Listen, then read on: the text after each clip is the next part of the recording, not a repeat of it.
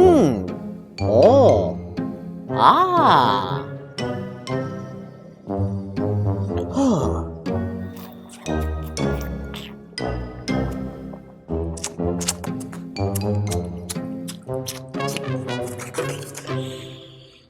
Ah.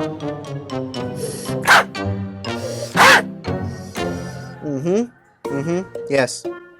In my expert opinion, this is a red wine. Hey there, winos. This is Vince.Wine, and welcome to How to Wine! This is the series where we sharpen our wine skills for greater appreciation of wine. Today we're going to look at one of the basic fundamentals of wine, how to taste wine. You know, there's a difference between drinking wine and tasting wine. And I'm going to break down those 4 steps for you. They are see, smell, sip, and savor. Today we're going to narrow in on that first step, seeing wine. So let's pop some corks and go see what we can see.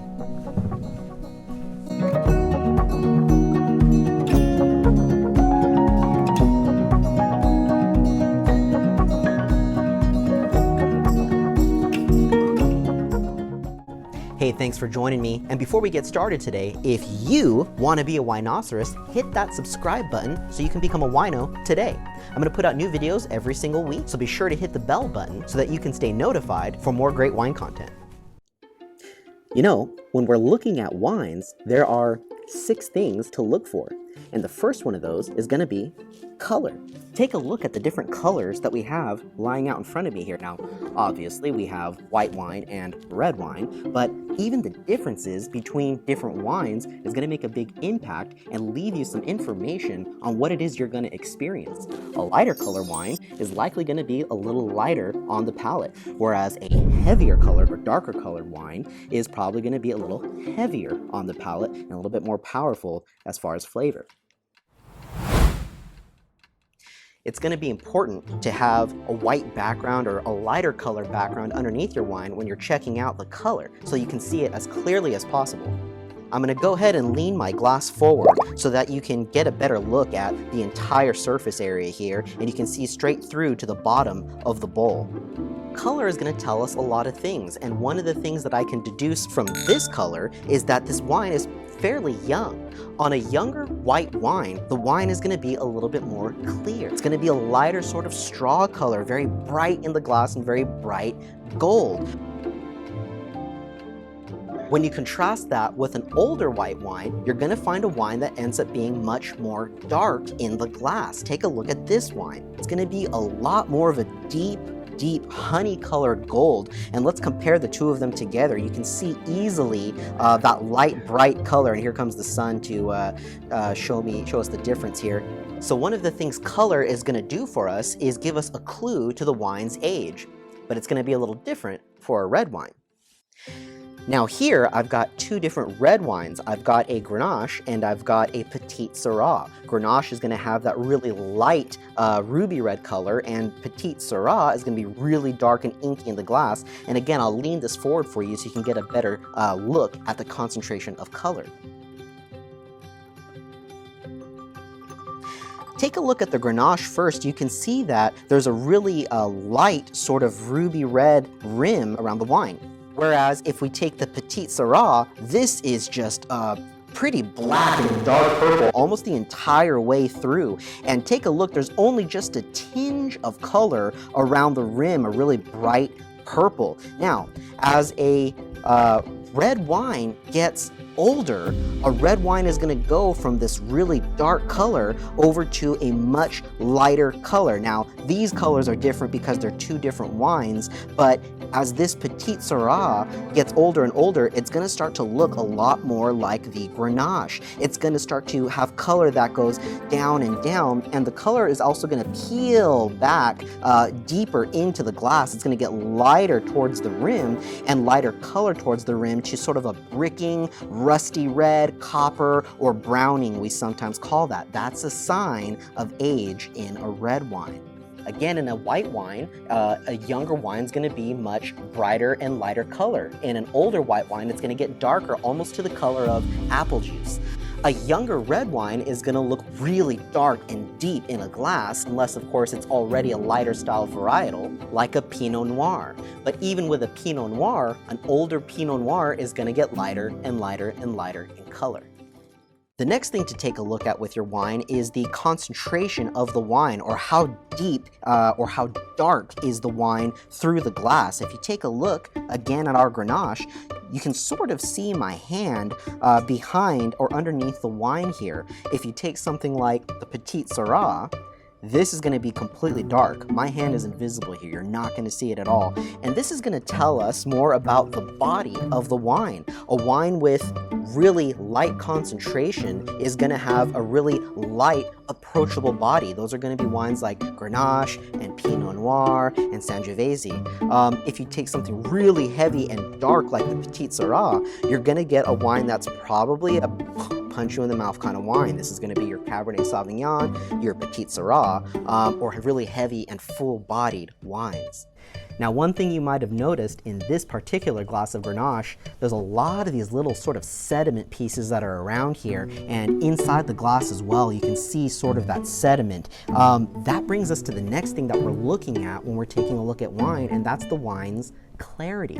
How clear is the wine? This wine is probably what we call unfiltered. It didn't go through a filtration process, and a winery might do that because it takes a lot to extract all of that flavor and color and body and tannin in a wine, and you don't want to filter all that stuff back out just so it looks pretty on Instagram. You want the wine to taste good. You want the wine to have fullness of flavor. So many wineries and high-end producers will leave their wines unfiltered. Now, that is going to make it look kind of cloudy in the glass, but that's not a flaw. By the way, having sediment in a glass, that's not really a flaw either. Sediment, that's all that sort of, those little floaty things, those little bite-sized objects that are in your glass, that's not necessarily a flaw. That's just leftovers of different skins, stems, and seeds, or lees that's in your glass, adding to the flavor. Now, it's never fun to chew on your wine. You don't want to eat your wine. You want to drink it, but so you don't want too much of that. There shouldn't be too much sediment in the glass, but a little bit, it's not a problem.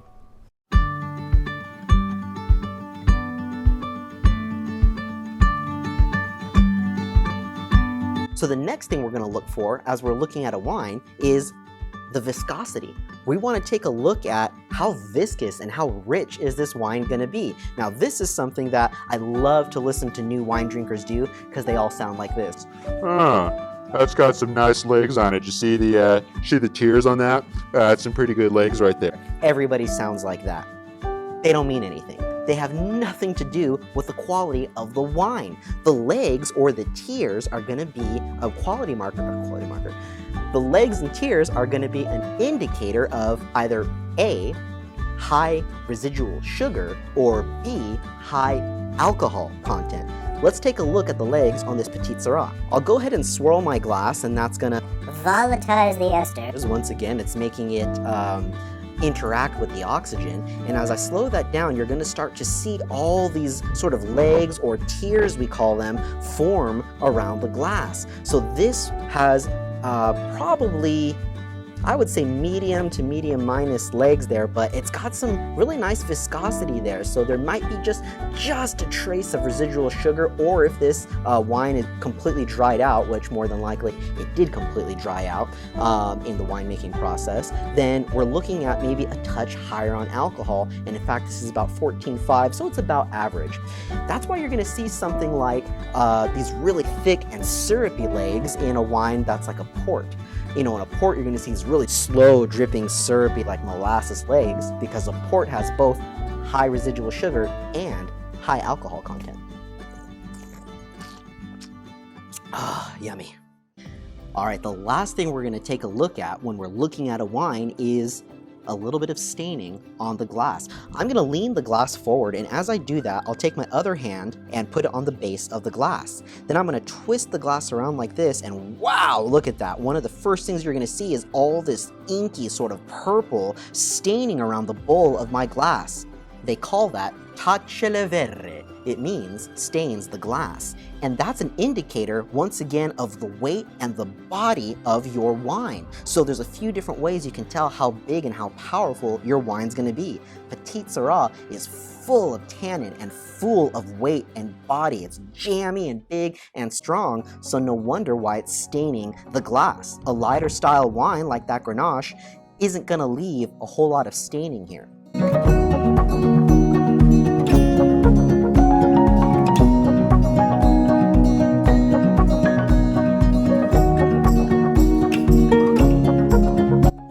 So there is so much to learn here before we even get the wine on our palate. What we've learned from looking at the wine is color tells us whether it's a white wine or a red wine. But after that, how big the wine might be. Is it a lighter style wine, or is it going to be that really deep, heavy style wine?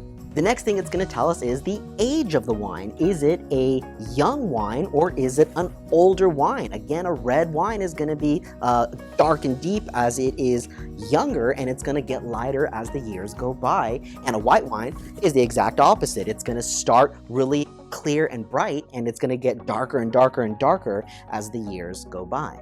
Next, we're looking at the viscosity of the wine, how thick and syrupy it is. We can look at the legs to judge the alcohol content or the sugar. We'll look at the clarity of the wine to see, has it been filtered? Is there even maybe a little effervescence that we can see in there? And finally, we'll take a look at how inky the wine is. Is there a lot of staining around the glass? And that's also going to be an indicator of how full-bodied the wine is. All right, winos, well, I challenge you to go pop a cork on a bottle and see what you can see. I know, tough challenge, right? You gotta drink some wine. If you enjoyed what you watched today, please be sure to leave me a like. That helps a lot. Don't forget to subscribe and share this with your wine friends. And until next time, winos, drink safe and drink well.